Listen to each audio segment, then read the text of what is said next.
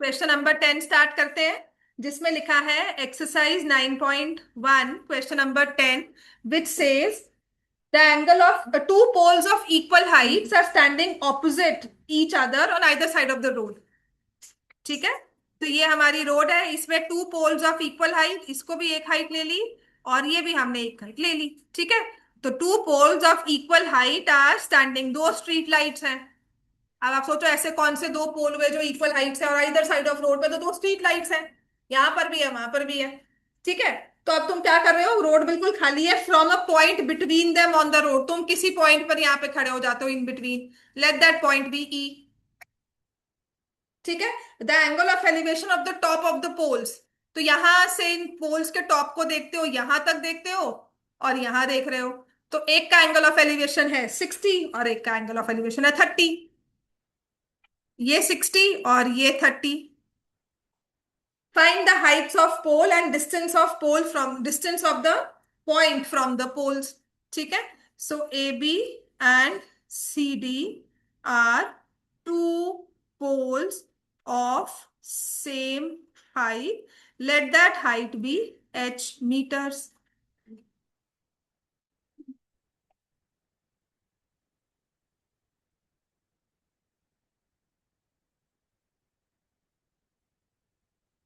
जो रोड है B D, that is 80 meters wide.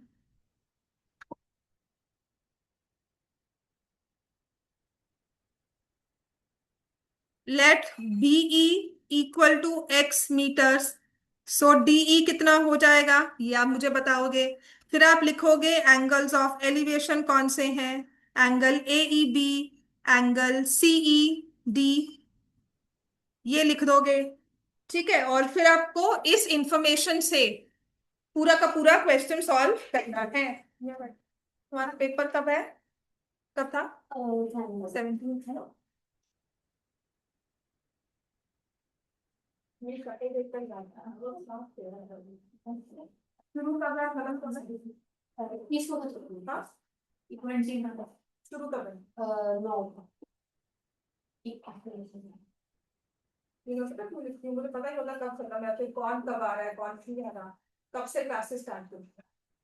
Classes तो इन एनी केस जैसे 21st को खत्म है ना, तो you can come from 21, 25th onwards तो आपको छुट्टियां होंगी ही। ठीक है, टिल सेकेंड, 25th से सेकंड तक छुट्टी होगी। आई मेक श्योर मैं आपको असाइनमेंट्स या कुछ भी रफ शीट्स देकर जाऊंगी, या कुछ भी आपकी पिछली वाली जो भी पेपर्स आपको मिले हैं, ठीक है ना, एक दूसरे के स्कूल के भी सॉल्व कर लेना, क्योंकि पहले 6 चैप्टर्स तो सबके सेम है, 6 to 7 चैप्टर्स सबके कॉमन है, तो वो डिफरेंट सिलेबस को छोड़कर बाकी सभी क्वेश्चन सॉल्व कर लेना। आपका सबसे मोटा काम तो यही होगा ब्रॉडली से ही, ठीक है ना, क्या करें उन 6 दिनों में। हाँ, बैकलॉग जो होंगे वो कंप्लीट करके रखना, 2 अक्टूबर से या फिर 3 अक्टूबर से क्लासेस रिज्यूम हो जाए। ठीक है, सबके पेपर सही है, सिर्फ बीसीएम रहता है सेकंड हमारा क्लास 9th का, और एक 28 सितंबर जो मेरा सिर खा रहा है सच में। चलो यहाँ से लिखो, तो बीई की लेंथ हमने लिखी है x, तो डीई कितना हो जाएगा बच्चों, 80 - x। तो जिसके भी पेपर्स, जैसे किसी के पेपर्स 18th को खत्म है, किसी के 11th को खत्म है, 26th कोई नहीं, सिर्फ तुम ही हो, बाकी सब तो उसके बाद ही है, और एक डीपीएस वाला बच्चा ही है। तो you can come if you want, 22nd, 23rd, 24th को तुम आ सकती है। ठीक है, आकर कुछ रिविजन्स कर लो, यहाँ बैठकर पेपर डिस्कस कर लो, वो हो सकता है। ठीक है, बाकी सब तो आएंगे ही अब उसके बाद ही। ठीक है, चलो समझ में आ गया बेटा ये। अब आपने दो एंगल्स आपको दिए हुए हैं, एक 60 डिग्री है और एक 30 डिग्री है, फिर मैंने कहा था कि जो दो एंगल्स होते हैं उन्हीं वाले ट्रायंगल्स को हमने लेना है, पूरी फिगर हमने एक्सप्लेन कर दी। Now I will say in triangle ABE, 90 degree के लिए बच्चे यहाँ पे राइट एंगल जरूर ड्रॉ कर देना। In triangle ABE, A B upon BE is tan 60, so h upon x is √3, तो h किसके इक्वल आ गया, √3x। ऐसे ही दूसरा ट्राइंगल ले लो सी डी ई, तो फिर से ए बी अपॉन डीई, क्या आ गया, tan 30 डिग्रीज। तो ए बी कितना लिया है आपने, h, डीई कितना है 80 - x, और tan 30 किसके इक्वल होता है, 1/√3। अब दो इक्वेशंस है, दो वेरिएबल्स है, solve simultaneously, get the answer.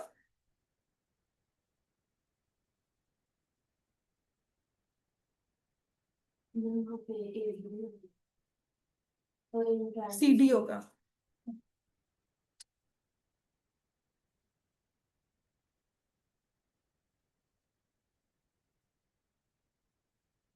तो यहां से मेरे पास आएगा √3h = 80 - x। तो ये सेकंड इक्वेशन आ गई, ये फर्स्ट इक्वेशन। तो h की वैल्यू यहां पुट कर दी। सो 3x = 80 - x। 4x = 80, x की वैल्यू 20। सो हाइट क्या हो जाएगी? 20 √3 मीटर। तो यहां तक नहीं छोड़ना। थोड़ा सा ऊपर कर दो, थोड़ा सा खुद सॉल्व कर ले। ट्राइंगल को खुद पढ़ लो बेटा। टाइम पर आया करो, मैंने कुछ नहीं करना, फिर उसके बाद तो बोर्ड रेज हो गया तो हो गया, है ना? बाकी जगह तो बोर्ड रेज हो जाता है। टाइम पर आना शुरू करो। समझ में आ गया? तो आप लिखोगे therefore height of each pole. ये बेटा बहुत जरूरी है, लास्ट में ना अपने आंसर को ब्यूटिफिकेशन करना। थोड़ी सी लिपापोती करनी पड़ेगी नंबर लाने के लिए। Height of each pole is 20 √3 metres. Distance of point E from pole 1 लिख सकते हो, जिसका 60 डिग्री एलिवेशन था। तो क्या लिखोगे उसको? 20 metres. Distance of point E from pole 2, जिसका 30 डिग्री एलिवेशन था, दैट इज 60 मीटर्स। 80 - 20 60 हो जाएगा। तो 30 डिग्री के एंगल से दूरी बढ़ गई पोल से। 20 के साथ √3 कैसे आया? हाइट निकालना क्या है?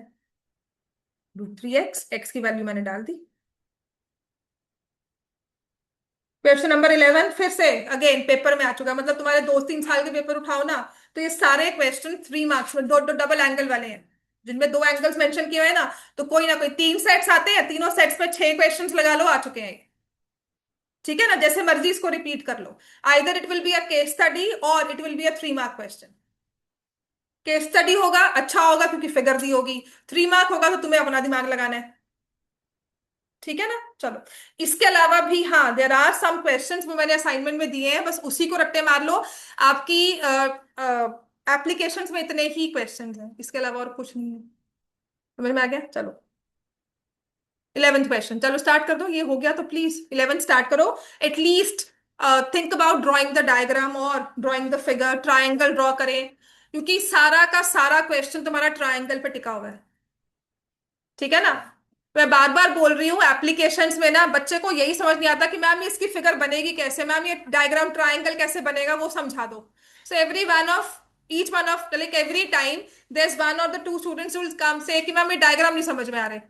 सो once you got the hack of the diagrams कि कैसे ड्रॉ करना है, पोल है, वर्टिकल है, ग्राउंड लेवल है, फिर कहां से बैठकर कहां देख रहे हो, इसको गलती करोगे सो उसी से सीखोगे, फिर गलत ड्रॉ करोगे तभी से सीखोगे, ऐसे बैठकर नहीं सीख जाएंगे हम।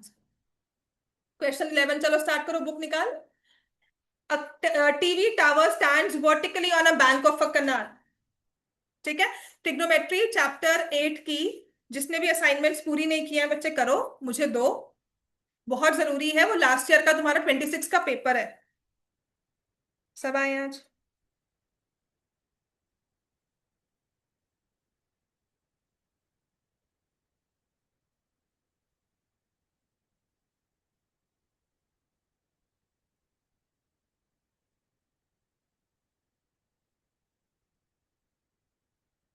अच्छा।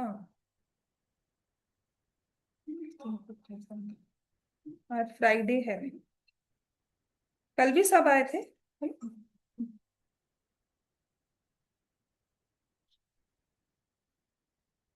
यहाँ तो मार्क की है मैंने। अच्छा,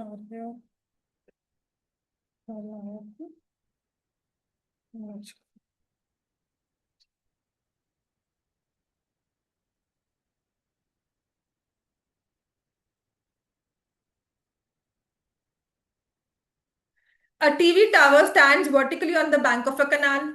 तो टीवी टावर स्टैंड्स वर्टिकली, वैसे तो फिगर दी भी हुई है। And from a point on the other bank directly opposite the tower. ठीक है, तो एक कनाल के एक बैंक पर, एक किनारे पर हमने टीवी टावर लगा दिया, बड़ी अच्छी बात है। ठीक है, उसके बाद क्या हुआ, फिर दूसरे किनारे से बैठकर कोई उस टीवी टावर को देख रहा है। ठीक है, तो we have installed this TV tower on one side of the canal, and from the other side, from the point on the other side directly opposite the tower, the angle of elevation of the top of the tower is found to be how much? 60 degree. ठीक है, तो कहते हैं यहां से देखा ना दूसरे साइड से, तो this is the width of the canal, इतनी तो विड्थ है ही अपने पास, तो यहां से 60 डिग्री आ गया। तो यहां से मैं लिख रही हूं A B is the tower. ठीक है, हाइट दी हुई है इसकी, नहीं दी हुई। और ये ए सी पॉइंट है विच इज वर्टिकली ऑपोजिट, तो बीसी को हम क्या लिख लेंगे, A B is the tower. तो साथ साथ इस चीज को एक्सप्लेन करो, ए बी टावर है, हाइट को फिर यहाँ पे एडजस्ट कर देंगे, नहीं होगी तो एच ले लेंगे यहाँ पे। और बीसी जो है इसको क्या शो करोगे, ये एक एंड है कनाल का और ये दूसरा एंड है, तो क्या होती है, रिवर की विड्थ होती है, कनाल भी मैनमेड रिवर हो गई, तो विड्थ ऑफ द कनाल है ये। बात समझ में आ गई ना। अब क्या हुआ इसके बाद, कहते हैं from another point 20 metres away. अब तुम्हारा मन किया तुम 20 मीटर्स पीछे चले गए इससे, अब अब ऑब्वियसली कहाँ जाओगे तुम, यहाँ कैनाल पे थोड़ी चलोगे, है ना। तो 20 metres away from this point on the line joining this point to the foot of tower, the angle of elevation of the top of the tower is now 630 degrees। बात समझ में आ गई। तो हम C से D पॉइंट पर गए, सी से पॉइंट डी तक गए, एंड दिस इज 30 डिग्रीज। और सी डी डिस्टेंस कितना हो गया, 20 मीटर्स। ठीक है, distance C D is 20 metres, यही है, हाँ, विच इज 20 मीटर्स, है ना। So find the height of the tower and width of the canal, वही हमें निकालना है। तो let the tower of height H metres. ठीक है, तो इसको तुमने एच ले लिया, और विड्थ लेनी है, तो let the width of the canal be X metre, इसको तुम x ले लो, बस। तो ये 90 डिग्री है। फिर एंगल ऑफ एलिवेशन समझा दो, angle A C B 60 degree, angle A D B 30 degree. फिर जो हमने ट्राइंगल के नाम लिखे हैं, एंगल के नाम लिखे हैं, उन्हीं ट्राइंगल्स को लेकर टैन की रेशियो निकालो, बस काम खत्म। एक्स एंड एच में दो वैल्यू, दो इक्वेशंस बनेंगी।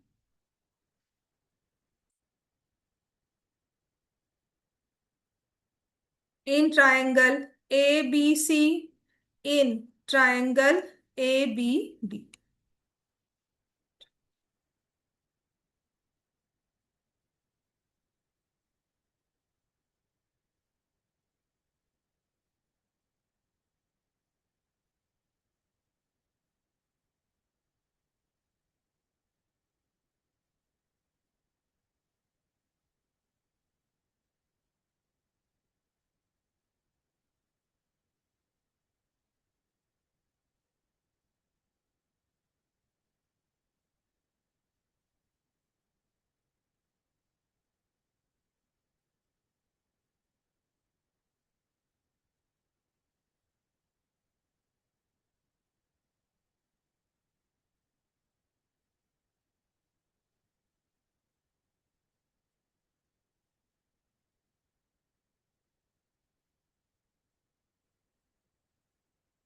चलो ट्राइंगल एबीसी में, so you write A B upon B C and that comes out to be tan 60।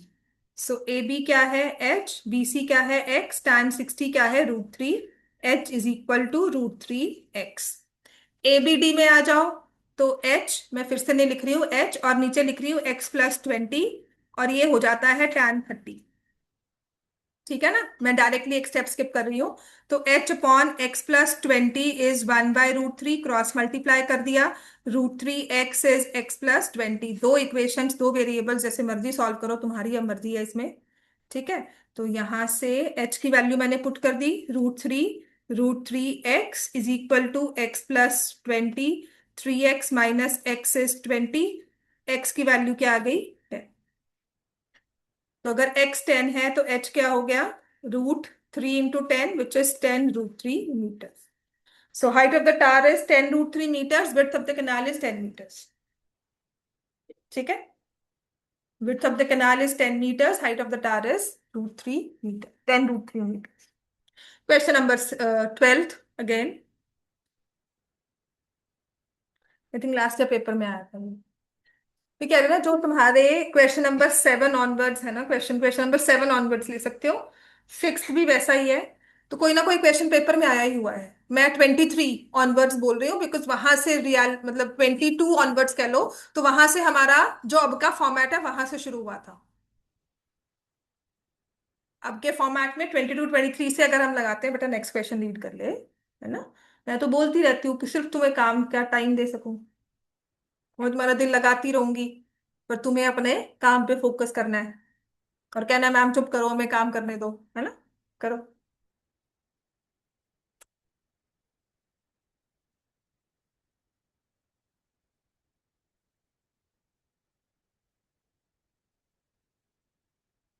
So question number 12, from the top of a 7 metre high building,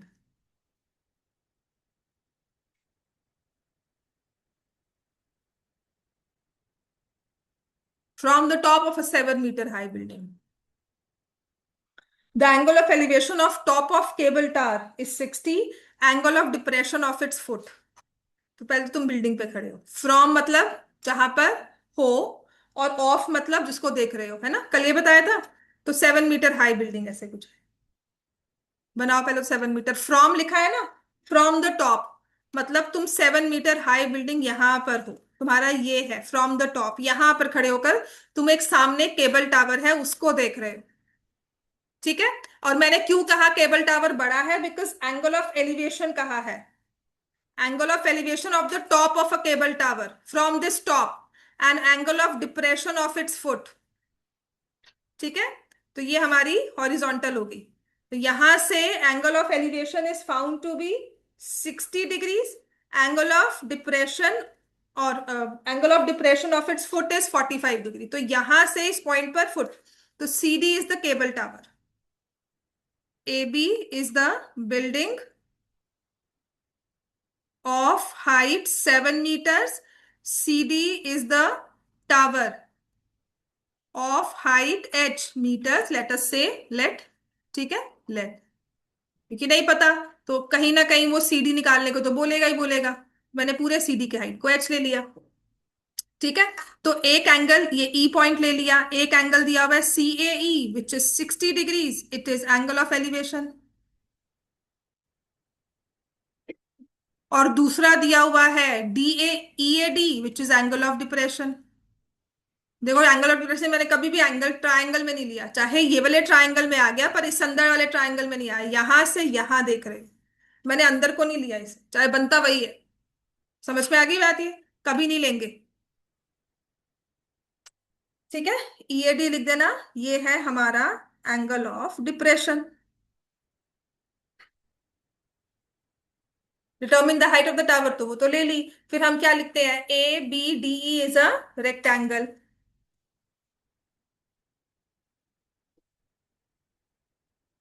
तो जिससे समझ में आ गया कि ए बी और डीई इक्वल है 7 metres, and let B D and A equal to x metres. तो ये भी 7 मीटर आ गया, और ये जो पोर्शन था ये एक्स मीटर हो गया, और यहाँ पे भी बना एक्स मीटर हो गया, वो तो समझ में आ जाएगा। तो एक बात बताना, सीई की लेंथ क्या होगी। इतनी बार कर चुके हो। सी की लेंथ कितनी होगी, C D minus E D, तो कितना हो जाएगा, एच माइनस 7, 7 - h मत लिख देना। मेरा मकसद सिर्फ इतना है कि टीचर्स हैं जो करवाएंगे कि सीई की लेंथ h ले ली। बिलीव मी, कोई ना कोई एक बच्चा जितना मर्जी अच्छा हो पढ़ने में, वो कहीं ना कहीं कोई ना कोई जनता में से ऐसा एक बच्चा होगा कहेगा बाद में मैम ये 7 ऐड नहीं किया, अब क्या करें। कुछ नहीं कर सकते, नाम नंबर कटेंगे। अगर ऑप्शंस भी आएंगे, आप जल्दी में कुछ मार्क करके आ गए, आपको 7 ऐड करना है। So take in this particular case, take that height which you have to find. समझ में आ गया। तो आपका प्लस माइनस अकॉर्डिंगली एडजस्ट हो जाता है। 23 24 में था, and there were students who said कि नहीं मैम ये तो मैंने इसमें 7 ऐड नहीं किया, अब क्या करें। कुछ नहीं कर सकते बच्चे, एक नंबर कम होगा ही होगा वो। ठीक है। And 23-24 was the year when paper was very very very easy. बहुत इजी पेपर था। बेसिक स्टैंडर्ड जो मर्जी लगा लो, दोनों ही इजी आए थे। तो अब हम लेते हैं इन ट्रायंगल, जो हमने नाम लिखे हैं बस वही लेंगे। अच्छा, एक चीज और है, आप ये भी ले सकते हो कि इसको मैंने ले लिया but hardly makes a difference, क्योंकि हम ए ही ले ही रहे हैं। ठीक है। तो इसको भी एक्स मीटर ले लिया। तो पहले मैं ट्रायंगल ले लूंगी, इन ट्रायंगल ए सी ई। ए ई सी भी लिख सकते हो राइट एंगल, क्योंकि जनरली सेंटर में लिखते हैं। सो आई हैव सीई अपॉन ए ई। क्या रेशो बनी? सीई अपॉन ए ई।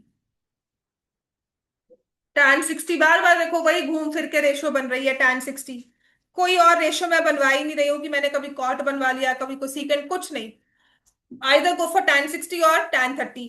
सीई की लेंथ कितनी है? तुमने अभी निकाला है h-7। ए कितना है? x। tan 60 कितना है? √3x। तो h-7 इज √3x। फिर दूसरा ट्राइंगल ले लो। कौन सा लोगे? एईडी, जिसमें 45 एंगल है। वो सबसे अच्छा वाला ट्राइंगल होता है। क्यों? ठीक है। इन ट्रायंगल एईडी, सो दिख रहे हो डीई अपॉन एई। देखो ना, अब इसके ऑपोजिट में ले रहे हो परपेंडिकुलर, और उसके बेस में देख रहे हो, एडजेसेंट पे देख रहे हो, तब भी tan 45 ही होगा। वैसे भी tan 45 सबसे अच्छा एंगल होता है। क्यों होता है सबसे अच्छा? क्योंकि एडजेसेंट साइड इक्वल, परपेंडिकुलर और बेस इक्वल हो गया। तो जब भी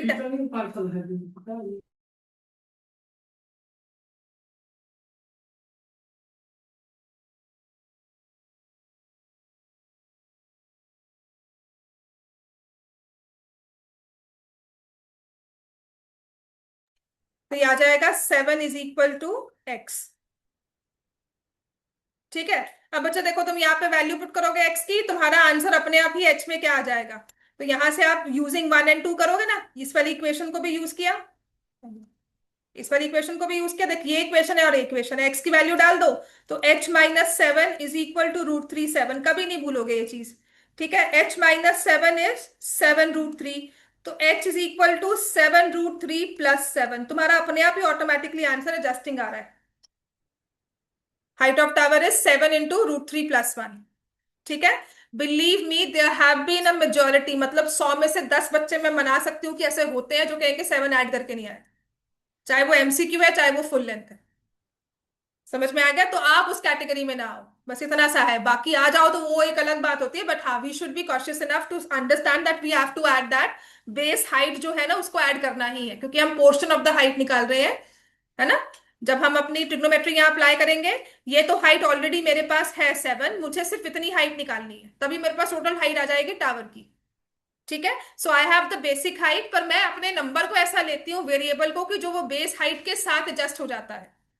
समझ में आ गया? अब क्वेश्चन नंबर 13 स्टार्ट करो जल्दी से। तो आई हैव टू गो, मैं देखती हूँ नीचे क्या। So top of a very important question, light house है। इसमें ना क्या है कि लाइट हाउस दिया हुआ, लाइट हाउस आपको पता है ना क्या होता है? सी साइड पर लाइट हाउस क्या होता है? अब तो बहुत majority systems, earlier it used to be the guiding point of the lights. रात को बहुत बड़े बड़े लाइट्स ना सी पर they used to move, right, so for the ships to sail through. तो एक तरह से उनको गाइडिंग कह सकते हो, गाइडर था उसके लिए। तो from the top of a 75 metre high lighthouse, तो A B above sea level बोलो, ग्राउंड लेवल बोलो, वही सेम चीज होती है। The angles of depression of the two ships. अच्छा, ये क्वेश्चन जब हमें आता था ना, तो उस केस में ना स्पेसिफाई नहीं करते थे शिप्स कहां पर है। यहाँ पे लिखा हुआ है one ship is exactly behind the other on the same side. तो it could be on the opposite side also, कोई फर्क नहीं पड़ता क्वेश्चन में ज्यादा, बस डायग्राम चेंज हो जाता है। ऑन द सेम साइड मतलब एक शिप यहाँ है और एक शिप यहाँ है, तो ये भी बना दोगे। लेकिन ध्यान रखने की बात क्या है? एंगल ऑफ डिप्रेशन दिया है। सब कुछ सही करके आओगे, कोई मुश्किल क्वेश्चन नहीं है। इस लाइट हाउस से नीचे को देख रहे हो कि एक शिप यहाँ पे दिखी, यहाँ पे बंदा बैठा हुआ है, अगर ये देखो शिप, फिर दूसरी शिप, राइट। तो यहां से we are viewing the two ships, but then its angle of depression. तो इस चीज का ध्यान रखना बच्चों। एक है 30 डिग्री, दूसरा है 45। तो ये जो 45, देखो यहाँ इसको मैं ई मार्क कर लेती हूँ। तो जो ये 45 है बेटा, ये देखो इधर जाकर ये वाला 45 बन जाता है। देखो ये जो 30 डिग्री है ये वाला, ये इधर जाकर ये वाला एंगल आ जाता है। बात समझ में आ गई? उस एंगल ऑफ डिप्रेशन को अल्टीमेटली ट्राइंगल में आना ही है, लेकिन तुम्हें दिखाना जरूरी है कि वो तो एंगल ऑफ डिप्रेशन है कि ऊपर से नीचे कोई देख रहा है बैठकर। ठीक है। So A B is the lighthouse. आप सॉल्व करोगे। A B is lighthouse of height 75 meters। C and D are two ships on the same side. ठीक है ना, तो हमें डिस्टेंस बिटवीन टू शिप्स निकालना है। एंगल्स ऑफ डिप्रेशन लिख लो। तो एंगल दिया हुआ है E A D as 30 degrees, एंगल EAC as 45 डिग्रीज। फिर एंगल ऑफ डिप्रेशन किसके इक्वल है? EAD is equal to ADC, ADB। ऐसे ही EAC is equal to EAC is equal to ACB, 45 degrees. तो ये सब आपने शो करना है। उसके बाद अब समझो तुम्हें निकालना क्या है, टू फाइंड CD, है ना, distance between the two ships. तो ये 90 डिग्री पे लाइट हाउस है। दो ट्रायंगल्स लोगे, एक से BC की लेंथ निकलेगी, एक से BD की लेंथ निकलेगी। तो जो CD होगा that is exactly equal to BD minus BC। This you need to understand before solving the question. तो ये क्वेश्चन आप सॉल्व कर सकते हो। क्वेश्चन 15 तुम्हारे लास्ट ईयर की केस स्टडी थी for a standard paper. Standard paper में क्वेश्चन 15 केस स्टडी थी बेटा। मुझे एक बार बताने दो।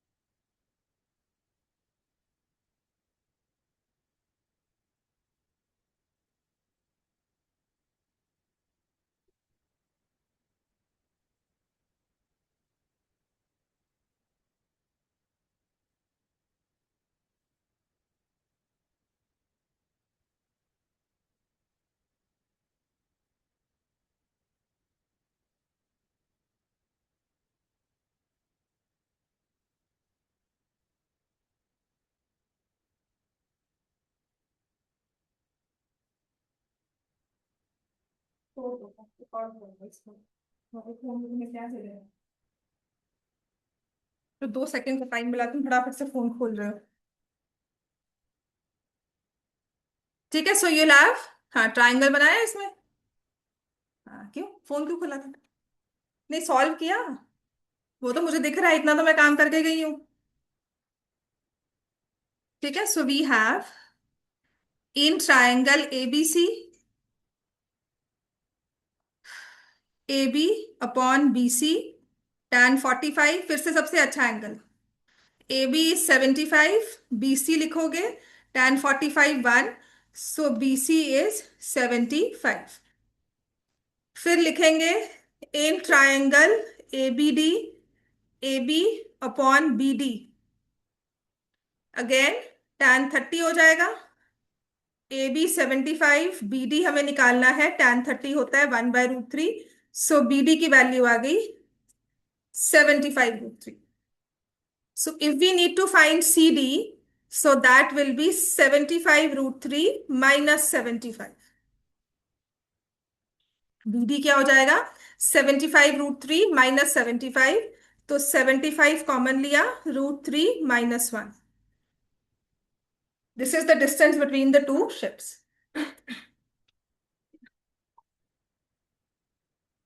Question number 14 very important. इसके जैसे बहुत सारे क्वेश्चंस हैं, बहुत सारी केस स्टडीज हैं जो इस पे बेस्ड हैं। ठीक है।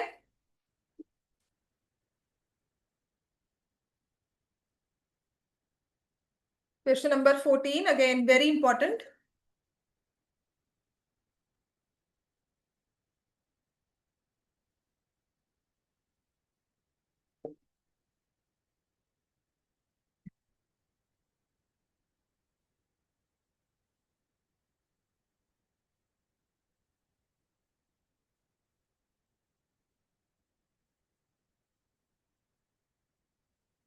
So a 1.2 meter tall girl spots a balloon moving with the wind in the horizontal line at a height of 88.2. पहले एक बार देख लो। चल बनाओ ना, वेरी गुड। बनाओ। Good.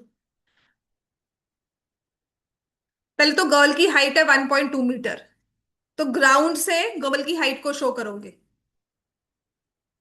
ग्राउंड लेवल, वहां से गर्ल की हाइट को शो किया 1.2 मीटर। तो किसी दूर बलून को देखती है which is 88.2 metres high from the ground.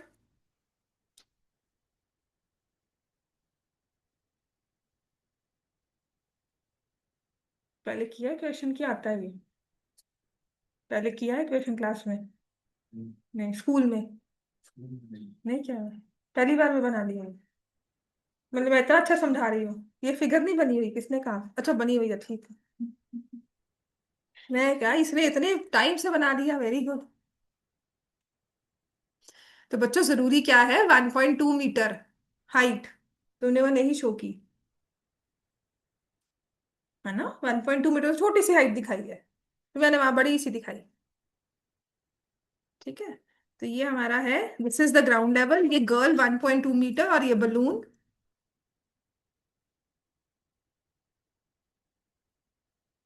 ये बलून है, और ये गर्ल देखती है यहां से इस बलून को। ठीक है। तो इतना ज्यादा दूर बना दिया, थोड़ा सा दूर बनाए इसको। थोड़ा दूर बनाते हैं चलो। तो the girl is spotting this balloon यहां से। यहां से उसने इस बलून को देखा, and this is the height of the girl. ठीक है। तो ये 1.2 मीटर का हाइट है, और जो पूरा बलून है वो है at a height of 88.2 metre.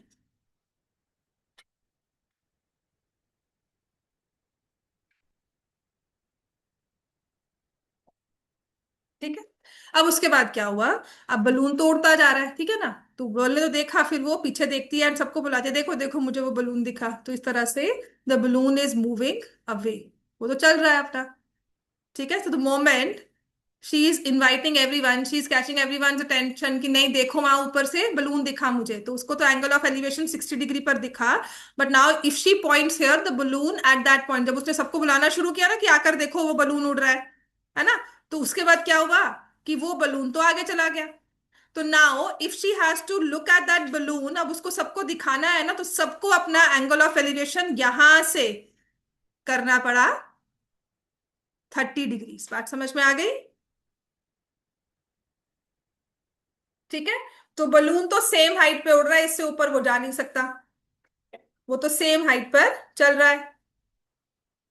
तो ये आ गया। अब सारे पॉइंट्स ले लो, इसको ई एफ ले सकते हो, ये जी ले सकते हो, और ये एच ले सकते हो।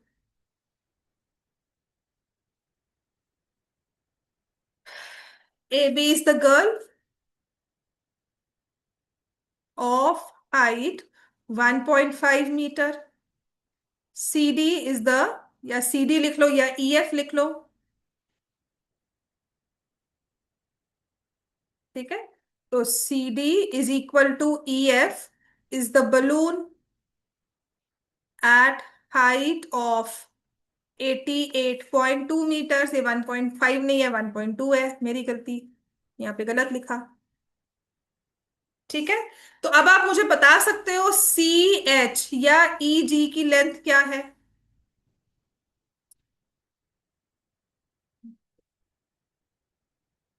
क्या है बच्चों? अच्छा, चलो ये भी समझ नहीं आता। अब अगर मैं आपसे पूछूं कि what is the length of A B, D H and G H, तो क्या होगा? 1.2 मीटर हो गया। तो ये सब जगह लेंथ 1.2 आ गई। और सी डी कंप्लीट आपने 88.2 कहा था। तो अगर मैं आपसे सी एच की लेंथ पूछती हूँ, तो C D minus D H कर लोगे? कितना आ जाएगा? 88.2 माइनस 1.2, तो आ जाएगा 87 मीटर्स। तो जो लेंथ सी एच की है वही ई जी की है, that is 87 metres. Write the angles of elevation.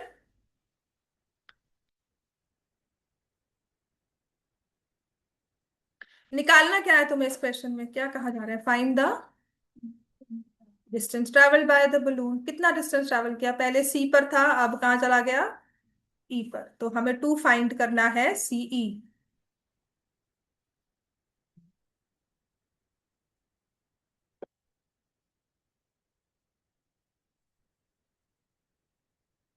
ठीक है, और देखो वो कैसे निकलेगा, तुम पूरा ए जी निकालोगे, उसमें से माइनस करोगे ए एच। देखो ना, या तो सीई निकालो या जी एच निकालो। तो पहले पूरा ए जी निकालकर उसमें से माइनस होगा ए एच। ये बात समझ में आ रही है सबको? दो ट्रायंगल्स, दो angles, write the names of the triangle and those angles and tan ratio लगाओ, सारा आंसर तुम्हारे पास होगा।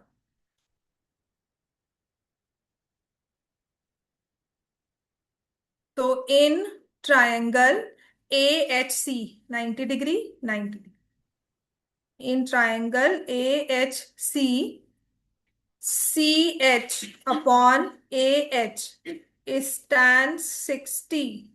सी एच क्या है, 87। ए एच तो मुझे चाहिए था, tan 60√3 होता है। तो कहते हैं ए एच की वैल्यू कितनी आ गई, बड़ी अच्छी से आ गई, 87/√3। सो इंटू √3, इंटू √3 कर दिया, 87√3/√3 हो गया। Answer will be 29√3 metres. फिर बड़े अच्छे बच्चों की तरह दूसरा ट्राइंगल ले लो, कौन से वाला, ई जी ए। बात समझ में आ रही है? मैं सच में बहुत जल्दी में करवा रही हूँ क्योंकि अब आई के नॉट वेट कि मैं आपको टाइम दूं। Please go home and revise because paper sir पे है, आपको रिवाइज करना ही है। So the moment you go home and draw the diagrams again, एक बार, दो बार, तीन बार, समझ में आ जाएगा। इसमें कोई बहुत बड़ी रॉकेट साइंस नहीं है कि हमें क्या फिगर बनेगी पता ही नहीं, वो कैसे उड़ रहा है, फिर उसकी पाथ कर्वी लीनियर है, ऐसा कुछ नहीं है। वो स्ट्रेट अवे पाथ है कि उसने सीधा सीधा जाना है। कोई ऐसे ऊपर नीचे हवा से फिर वापस आया, ऐसा है, कुछ नहीं हुआ। ठीक है ना? सो कोई इसमें बहुत ज्यादा कॉम्प्लिकेट हम नहीं कर रहे हैं चीजों को। This is tan 30। तुम्हारे पास रेशियो सारी है, कोई एंगल नहीं कि पता नहीं बार बार मैम कौन सी रेशियो देखते रहे, कुछ समझ नहीं आ रहा। एजी की वैल्यू तुम्हें निकालनी है, दिस इज 1/√3। क्रॉस मल्टीप्लाई करोगे एजी आ जाएगा 87√3। अब तुम पहले ही लिख चुके हो, इतना समझ तुम पहले ही चुके हो कि तुम्हें एच जी निकालना था या सीई निकालना था। तो तुम्हें एजी में से, ठीक है, तो तुम्हें तो निकालना था सी या एच डी। तो तुमने तो ए जी में से कौन सा वाला ए एच माइनस करना था, वो हम पहले ही लिख चुके हैं। तो तुम्हें 87√3 में से 29√3 माइनस करना है, वो समझ में आ जाएगा। ठीक है, so answer will be 58√3 metres. अब क्वेश्चन इतना ही सीधा हो तो बड़ी अच्छी बात है, लेकिन और क्या लिख देते हैं इस क्वेश्चन में। अब ये हेलीकॉप्टर के साथ भी आ चुका है, ये बर्ड के साथ भी आ चुका है कि एक बर्ड ट्री पे बैठा था, पत्थर मारा, वो उड़ के दूसरे ट्री पे चला गया, वो सेम हाइट पर है। एक पोल पे बैठा था, एक बॉल लगी उसको, उस पोल से उठकर वो दूसरे पोल पे चला गया, सेम हाइट है। एंड समटाइम्स वो दूर वाले पोल पे बैठा था, वो पास वाले पोल पे आ गया। बात तो वही है ना? फिगर तो सेम ही बनेगी, कुछ फर्क नहीं आएगा इसमें। ठीक है ना? सो देर आर टाइम्स, जब केस स्टडी में पूरी राम कहानी सुनाते हैं कि बच्चे क्रिकेट खेल रहे हैं, फिर उनके पास एक वहां पे बॉल बैठा था, उसकी वहां पे बॉल लगी, फिर वो वहां चला गया, ये हो गया। तो वो क्वेश्चन का मतलब सारा यही है। बात समझ में आ गई हमें सबको? ठीक है, तो ये हमारे पास आ गया सारा। उसके बाद अच्छा, इसमें अब क्या आता है ना, जिसमें लिखना आफ्टर सम टाइम। अब इस क्वेश्चन को कॉम्प्लिकेट कैसे किया जाए, लिखो। वो आफ्टर सम टाइम है ना, इसी क्वेश्चन में उसे अंडरलाइन कर लो। मान लो आपको दे दिया आफ्टर 5 सेकेंड्स, लिखो आफ्टर 5 सेकेंड्स। ठीक है ना? तो जहां पर लिख दिया ना आफ्टर सम टाइम, उस टर्म को ना सम नहीं रहने देते, उसमें लिख देते हैं कि आफ्टर 5 सेकेंड्स। राइट? तो यहां पर अगर कहा जाए ना, लिखा होता है, तो उसमें नेक्स्ट क्वेश्चन क्या आता है, find the speed of the balloon. After 5 seconds, the angle of elevation of the balloon is 30 degrees. Now find the speed of balloon. ठीक है, तो तुम्हें क्या करना है इस केस में, अगर उसने लिखा हुआ है 5 सेकेंड्स, रैंडमली दिया है मैंने 5 सेकेंड्स, तो हमें निकालनी है स्पीड ऑफ बलून। 5 सेकेंड्स में what is the distance travelled by the balloon divided by time. तो क्या डिस्टेंस समझ में आ रहा है, 58√3 होगा, और डिवाइड कर दोगे 5 से, बस तुम्हारा ये आंसर है, बस। और sometimes they give you helicopter का क्वेश्चन है इसमें, कि हेलीकॉप्टर को स्पॉट किया, उसकी स्पीड ये थी, आफ्टर 5 सेकेंड्स वो थोड़ा आगे चला गया सेम हाइट पर, and the angle of elevation from that watch tower is now this much, so what is the height of the helicopter. तो इस तरह से क्वेश्चन आते हैं, है ना। इसको सीधा तो रहने देते नहीं है, इसको तो कितना ट्विस्ट कर लेंगे, तो ट्विस्ट करने में बात वही बन रही है, मूविंग ऑब्जेक्ट है, after some time same height पर, या तो आगे गया या पीछे आया, अकॉर्डिंगली कुछ भी मिसिंग चीज होगी आपको वो निकालनी है। समझ में आ गई बात सबको ये। चलो अब लास्ट क्वेश्चन करेंगे, क्वेश्चन नंबर 15। उसके बाद इसमें एक्स्ट्रा क्वेश्चंस करने बहुत जरूरी है। और क्वेश्चन 15 ना मैं आपको बताऊंगी, इसमें ट्विस्ट था केस स्टडी में। ठीक है, एग्जैक्ट सेम क्वेश्चन है पेपर में जो आया था, लेकिन इसमें उन्होंने किस तरह से इसको केस स्टडी की तरह फ्रेम किया। सो इंपॉर्टेंट मार्क कर लो, तुम्हारी अब की केस स्टडीज में क्वेश्चन आ सकता है अभी पेपर्स में ना, क्योंकि ताजा ताजा लास्ट ईयर का पेपर हुआ था ये। ठीक है ना कहीं से केस स्टडी तुम्हें दिख जाएगी। और वो जो सारी बर्ड वाली, बलून वाली, वो क्रिकेट बॉल वाली case studies I will do in the class paper से पहले, जब भी हमें टाइम लगेगा। ठीक है। A straight highway leads to the foot of a tower. एक हाईवे है, it leads to the foot of a tower. ठीक है। सो अगर मैं पॉइंट ये मार्क कर रही हूं, ये टावर हुआ, ये हाईवे हो गया, and this is the tower vertical वाला। A man standing at the top of the tower, so man is standing here, observes a car at an angle of depression of 30 degrees. ठीक है। अच्छा, अच्छी बात क्या थी, ये केस स्टडी में दिया हुआ है तो तुम्हें पता है एंगल ऑफ डिप्रेशन है यहां से। So angle of depression is 30 degrees. ये ई पॉइंट ले लेती हूं मैं, और यहां से इसको हम लोग ड्रॉ करेंगे एज अ डायग्राम।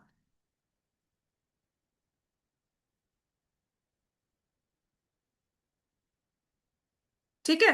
सो नाम देना शुरू करते हैं, फ्रॉम अ पॉइंट तो नहीं कुछ लिखा हुआ, नहीं। तो I will take A B is the tower, so this is point C, right.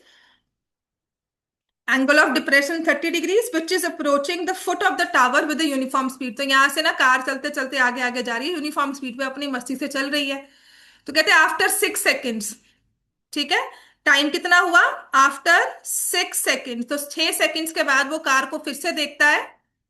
So now the angle of depression of the car is found to be 60 degrees. तो ये वाला एंगल ऑफ डिप्रेशन जो है ना, ये वाला, तो पहले वो उसने ऐसे कार को देखा, फिर उसने अपनी बाइनोकुलर्स को ऐसे ऐसे मूव किया होगा, नीचे ऊपर खड़े होकर सोचो ऐसे देख रहे हैं, देन टर्न किया होगा नीचे, so that he can spot the car eight point D now. So this angle of depression is 60 degrees. तो ये जो एंगल ऑफ एलिवेशन था ना, ये वाला, ये यहाँ डिप्रेशन, ये यहाँ पर आ जाएगा, और जो ये बना, ये देखो निकल कर यहाँ आ जाएगा। बात समझ में आ गई।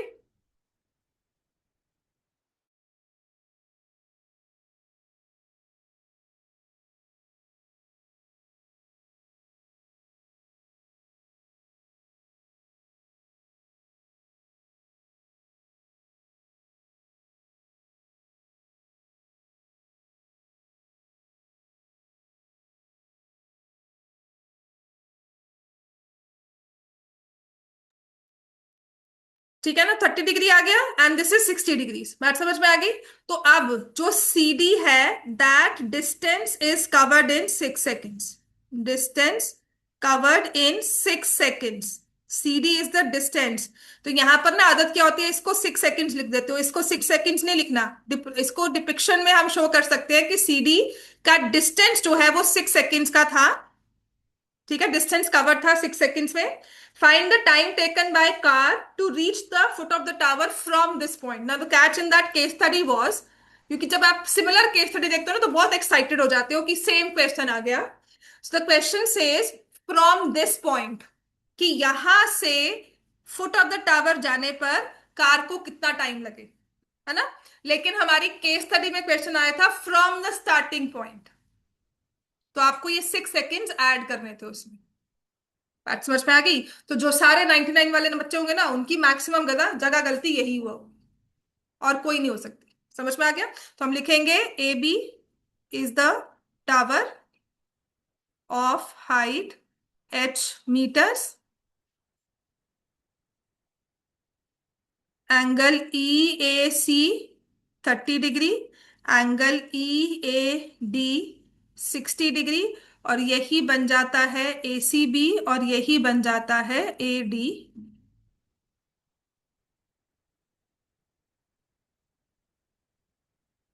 Distance C D is covered in 6 seconds।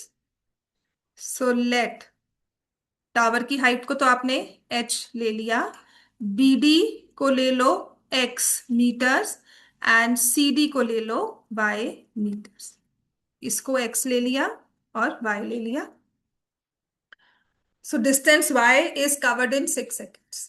ठीक है, so distance of y metres is covered in 6 seconds। तो ये हमारी अंडरस्टैंडिंग है। दो ट्राइंगल्स हैं, दो एंगल्स हैं, टैन रेशियो लगाओ, करो करो सॉल्व।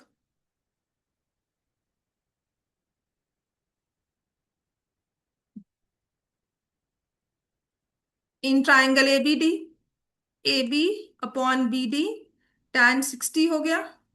ए बी क्या हो जाएगा h, बी डी क्या हो जाएगा x, tan 60 √3, h is equal to √3x। In triangle A B C, A B upon B C is tan 30, तो ये आ गया h, बी सी कितना है x+y, ठीक है बेटा, इज इक्वल टू 1/√। बात समझ में आ गई सबको? अब क्या करेंगे, एक आपके पास ये इक्वेशन है, देखो एक ये इक्वेशन है और एक ये इक्वेशन है, तो h की वैल्यू x √3x पुट कर देंगे। So from these two equations √3x by x+y is 1/√3, cross multiply कर दिया, 3x is equal to x+y, 2x equal to y। बड़ी जरूरी चीज है ये। So what is required was यही, कुछ हाइट नहीं दी जाएगी टावर की, कुछ और नहीं दिया जाएगा, आपको सिर्फ यही बताया गया है कि 2x इक्वल टू वाई, आपने रिलेशनशिप निकाल लिया बिटवीन x एंड y। तो अब ये क्वेश्चन कहाँ आता है, इतना लिख लिया सबने, 2x इक्वल टू वाई समझ में आ गया ना। तो अब वो क्या कह रहा है कि जो डिस्टेंस y था, लिखा था ना, distance y is covered in 6 seconds। Distance y किसके इक्वल आया था, डिस्टेंस y 2x। तो कहते 2x जो है डिस्टेंस, y लिखो या 2x लिखो, 2x भी कवर किया गया कितने सेकंड्स में, 6 seconds में। तो अगर डिस्टेंस x मीटर्स कवर करना है तो कितना टाइम लगेगा, 3 seconds लगेगा। तो बता सकते हो डी से बी जाने में कितने सेकंड्स लगेंगे, डी से बी जाने में 3 seconds। ठीक है, तो आपको यहां से फ्रॉम दिस पॉइंट का है ना, so this question said 3 seconds, लेकिन केस स्टडी में हल्का ट्विस्ट देके फ्रॉम स्टार्टिंग पॉइंट कह दिया। तो अगर आप लिखोगे from starting point, so it will B 6+3, that is 9 seconds। 6+3 that will be 9 seconds। समझ में आ गया? पूरी की पूरी केस स्टडी ऐसे की ऐसी पेपर में थी। तो ऑफिशियली तुम्हारा ये खत्म हो चुका है। अभी जो क्वेश्चंस करने वाले रहते हैं लिखो, ठीक है। दो क्वेश्चंस मैंने तुम्हें लिखवाने हैं, बहुत ही जरूरी है, पेपर में रट्टे मार के जाना, समझ में आए ना जाए कोई इसमें, मुझे इसमें कोई नहीं है, तुम्हें एज इट इज याद करना है, बाकी सब समझ सकते हो। एक है इसमें क्लाउड क्वेश्चन, ठीक है, क्लाउड वाला क्वेश्चन जो क्या होता है, that you have reflection of cloud, cloud लिखा होगा, वैसे तो वो बहुत पुराना वाला क्वेश्चन जो है वो क्लाउड है, ठीक है, in which we have reflection of cloud, ठीक है, cloud on the surface of lake, reflection of cloud on surface of lake, ठीक है, ये वाला क्वेश्चन है। एक क्वेश्चन है स्फेरिकल बॉल, लिख लो कि ये तुम्हारे इंपॉर्टेंट क्वेश्चंस हैं, लास्ट मिनट प्रिपरेशन वाले ये हैं, स्फेरिकल बॉल नहीं स्फेरिकल बलून। ये एग्जाम्पलर में क्वेश्चन है 96 97 का क्वेश्चन है ये, जब पेपर एक्चुअल बोर्ड पेपर में आया था। सीरियसली ऑन रिकॉर्ड बोल रही हूँ, मुझे पता है, because when I was studying my teacher told me कि ये पेपर में आया था। अपने सीनियर से पूछो, और उनसे पूछते थे ना तो कहते थे बस ये क्वेश्चन पेपर याद मत दिलाओ, बिकॉज इट वाज 6 मार्क्स, और ऐसा क्वेश्चन जो समझ में नहीं आएगा। ठीक है, तो जब सर्कल्स कर लेते हैं ना तब ये क्वेश्चन समझ में आएगा। Once will do circles tangents, वहां से तब समझ में आएगा, तो ये वहां पर करवाऊंगी, अभी नहीं करवाऊंगी। स्फेरिकल बलून का क्वेश्चन है। उसके बाद हमारे पास जितने भी हमारे एग्जाम्पलर में, एक है जब ना वो काइट वाला होगा, विच इज मार्क डाउन, इसको लिख लो, which is question number 4 from the assignment, जो मैंने आपको वर्कशीट दी है ना, पुरानी वाली, जिसमें ट्रिग्नोमेट्री और एप्लीकेशंस के इकट्ठे क्वेश्चंस हैं, जो वर्कशीट होगी। ठीक है, तो ये वर्कशीट का क्वेश्चन नंबर 4, ये 2019 में पेपर में था, और अभी लास्ट ईयर 26, आपके वाले सेट में नहीं लेकिन किसी दूसरे सेट में आया हुआ है एज 2 बॉयज करके ही। ठीक है, तो दिस इज काइट वाला क्वेश्चन। ठीक है, और ये है question number 4 of the worksheet. ये क्वेश्चन पेपर में रिवाइज करते हुए जरूर जाने हैं, बाकी सभी क्वेश्चंस ना कहीं हो जाते हैं। एक होगा लैडर वाला क्वेश्चन, चलो एनी हाउ वो भी देख लेंगे। जो ये क्लाउड वाला क्वेश्चन है ना, ये बर्ड के साथ भी आता है कि बर्ड की रिफ्लेक्शन है, बर्ड उड़ रहा है उसके बाद। राइट, तो अब मैं तुम्हें जो क्वेश्चन करवाना चाहती हूँ ना, पहले वही करो, चलो लिखो। है, the question says from the top of a hill. फिर जो 3 एंगल्स वाला क्वेश्चन है, किसी को याद रहा ना, कभी तो मैं जरूर करवाऊंगी उसको। ठीक है, so from the top of a hill, क्योंकि जिस तरह से सीबीएसई पंगे ले रही है ना, तो किसी तरह से भी तुम्हें वो क्वेश्चन डाल सकती है। From the top of a hill, the angles of depression of 2 consecutive, अब इसका मतलब ही जानना है, 2 consecutive kilometre stones due east, कल करवाया था ये, are found to be, found to be 30 degrees and 45 degrees, find the height of hill. अगर ये क्वेश्चन पेपर में आता है ना, सब कुछ ड्रॉ कर लोगे, बट ये 2 कंसेक्यूटिव किलोमीटर स्टोन्स, इसका मतलब जानना सबसे मुश्किल लगे। समझ में आ गई बात? ये अगर इसकी फिगर ड्रॉ करनी है तो किस तरह से ड्रॉ करोगे? एक हिल है, उसके ऊपर से 2 स्टोन्स को देख रहे हो, ड्यू ईस्ट सेम साइड पर है।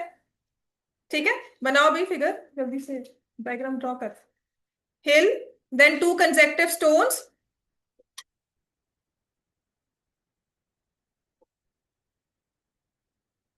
On the same side, due east है तो ईस्ट साइड पे बना लिया मैंने, इधर बना लेते, बस इतना सा है। ठीक है, तो अगर ईस्ट कहा है तो we'll draw it like this. ठीक है ना, बस। So A B is the hill, C is first stone, D is second stone. तो ये जो कंजेक्टिव स्टोन्स लिखे ना, कंजेक्टिव किलोमीटर स्टोन, इसका मतलब क्या होता है? इसका मतलब सिर्फ ये है, सी डी इज 1000 मीटर्स, बस। Distance between the 2 stones is 1 kilometre या 1000 मीटर्स। ठीक है, जिसका मतलब होता है distance between the 2 stones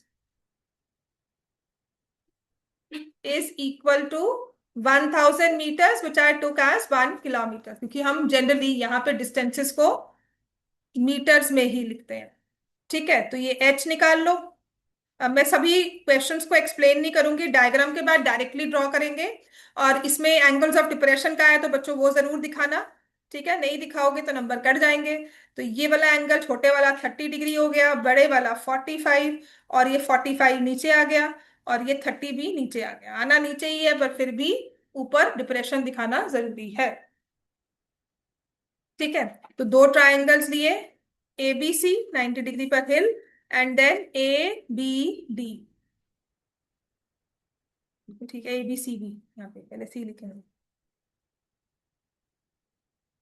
so we have A B upon B C, H upon X, बड़ा अच्छा एंगल है, एच अपॉन एक्स tan 45 हो गया, सबसे अच्छा वाला होता है एच इक्वल टू एक्स। एक ही वेरिएबल में काम चल जाएगा। फिर ए बी डी लोगे, A B upon B D, और वो tan 30 बन जाएगा। ठीक है, तो ए बी तो एच ही है, बी डी क्या लिखोगे, x+1000, tan 30 1/√3।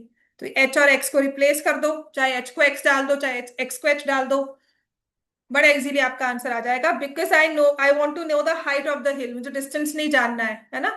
तो मैं क्या करूंगी, h+1000 डालकर 1/√3 लिख दिया, क्रॉस मल्टीप्लाई कर दिया, √3h is equal to h+1000, √3h minus h is 1000। फिर क्या लिखोगे, यहाँ पे h कॉमन ले लिया, √3 - 1 is 1000, so h is 1000 upon √3 - 1 into √3 + 1, √3 + 1, so 1000 into √3 + 1, नीचे 2 आ जाएगा, a² - b², रैशनल जितना तो कर चुके हो नाइन्थ में, और ये यहां से 500 गया। सो this is the height of the हिल। जब तक √3 की वैल्यू नहीं दी गई तब तक पंगा मत लेना, बहाना बहादुरी नहीं दिखानी होती हमें, है ना। बाई चांस कैलकुलेशन में गलती है, because the answer sheet will mention 500 into √3 + 1, तो टीचर तुम्हारा वो डेसिमल पार्ट उसको नहीं याद होगा, ठीक है ना, उसको ये आंसर याद हो जाएगा, 500 इंटू √3 + 1 आएगा। तो वो तो एक तो सर्च करना कि ये ठीक है नहीं है, बाई चांस किसी की कैलकुलेशन बड़ी अच्छी है और कहा ये तो आंसर गलत है, भाई पॉइंट्स में मुझे याद है आंसर, और तुम्हारा आंसर गलत हुआ, है ना, तो नंबर कट जाते हैं। उसका मन किया नहीं नहीं, ये तो ऐसे ही ज्यादा इंटेलिजेंट बन रहे हैं ना बच्चा, तो आ जाओ, है ना। हाँ, बाद में चाहे रिवैल्यूएशन के लिए दे देना फॉर्म, पर एक बार तो नंबर कट जाते हैं।